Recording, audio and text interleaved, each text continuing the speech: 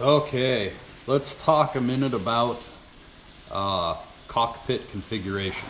I know this video was supposed to be out a long time ago, trying to get things caught up. The noise in the background is my daughter Taylor cooking dinner. So, okay. So the first thing that I was looking at for cockpit, believe me, I love the walk-through transom idea. Fold down swim step or the boarding stairs off the transom. Really like that look, like that functionality, but ultimately wasn't what I went with because I'm going to be mounting a self-steering wind vane on the back of the boat, and I didn't want to have to go through too much engineering to put one on a walk-through transom or fold-down step that either needed to be removed or folded away or whatever. I didn't want to have to deal with all of that. So to me, it seemed only obvious, no walk-through transom. So we went with the solid aft design. Now, if you look at the way the seats are angled in the boat, they're actually kind of reclined as you're sitting in it. And then there's a bit of a sweep up towards the back of your knees on the actual seat itself. And the whole point of that design is so when you are heeled over, you're actually able to sit level. And it's narrow enough in between that you can throw your feet across to the other seat to help kind of lock yourself into position. So to me, it was really important to, you're not always going to be sitting level. So when you are heeled over, you're actually sitting somewhat straight up and down, a little more comfort. Both sides are designed that way. Nice long seats in the cockpit of Southern Cross. Now, where you're sitting when you're actually steering, there's a hump in the middle of the boat, rounded seat in the middle, so at any point of heel, you can actually adjust yourself to sit level, once again for comfort purposes. And I've noticed that when we're heeled over fairly hard, I can squeeze over into the corner next to the manual bilge pump there, and a lot of times I'm just kind of laid back, relaxing, got my foot on the bottom of the wheel and steering with my foot if I don't have the autopilot on. So that contour design to me really helped out for comfort when you're leaning on either point of sail. So really like that, really beneficial. And then under the hump itself is a nice big storage area for propane, extra tanks, bottles, whatever. Need to clean that up just a tad, but works out well. Lazarettes under both sides, port and starboard, two huge lazarettes, and they will fit a lot of stuff. That one has got so much in it right now. I always dread having to dig down to find something in the bottom.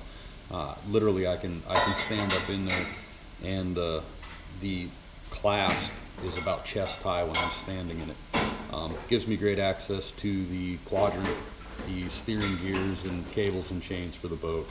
A lot of storage. I haven't tried it yet, but I think my dive compressor for filling my dive tanks will actually fit in one of those lazarettes.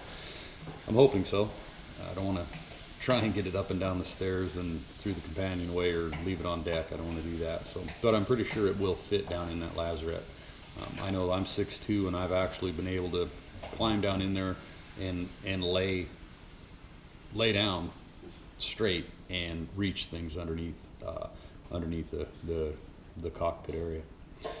So the next thing that I was looking for is where the transition is into the companionway. I wanted a high step, just in case we were to get swamped by a wave. I didn't want a low step where water can make it right into the companionway. So it's pretty important to me that there was a substantial step up to help block the water from going into the companionway. And then the final part of the cockpit was to have a really narrow or not exaggerated angle for the companionway doors. I wanted fairly straight up and down. If the boat was to roll violently, they've got to travel a lot further in a fairly straight up and down groove than if they were in an exaggerated angle. Exaggerated angle, you roll over hard, you go inverted. they don't have to travel up far before they can actually come out. So I wanted the step, and I wanted the fairly straight up and down companionway grooves for the going into the companionway.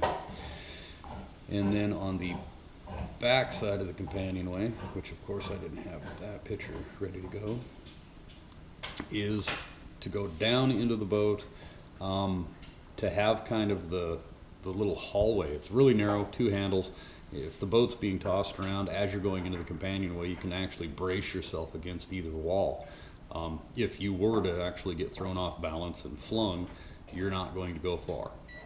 It would definitely be a bad deal to get flung and be able to make it all the way across the cabin into the stove, or in our situation, if those walls weren't there, you'd either land on top of the stove or you'd land over on the navigation station. And at that point, the boat's a little under 13 feet wide, so you've got definitely some distance to travel.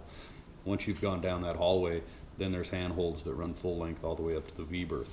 So that gives you kind of a general idea of what we were looking at for the cockpit configuration of our boat. Like I said, that's what suits our needs.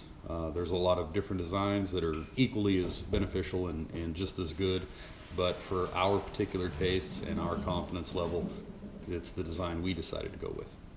Anyhow, so that takes care of the cockpit configuration, and I will start working on the deck layout, which will be a really short, fairly uninteresting video because it's totally personal preference, like I'd said before. So anyhow, hope this one helps out, and we will be seeing you again.